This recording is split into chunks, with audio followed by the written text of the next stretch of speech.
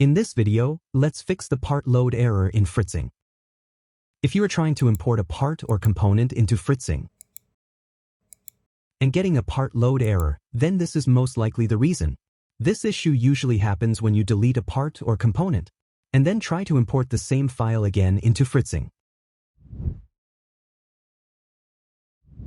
After deleting the part, there is one more important step you need to do to completely clear it from Fritzing's memory.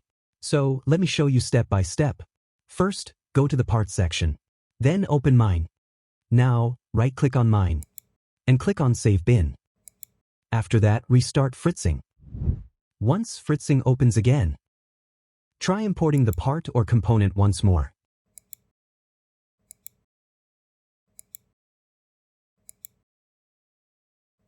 If you are still getting the part load error, then follow this additional step.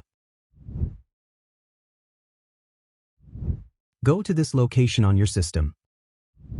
Here, you may find a folder that starts with the name of the component or part you are trying to import. Now delete that folder.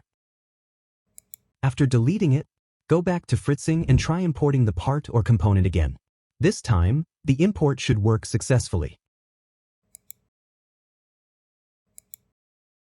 If you're still facing any issues, feel free to leave a comment below, and I'll do my best to help you out. As you can see, the part was imported successfully this time. And that's it for this video. I hope you found this tutorial helpful. Thanks for watching. If you enjoyed the video, please leave a like, share it with others, and subscribe to the channel. I'll see you in the next one.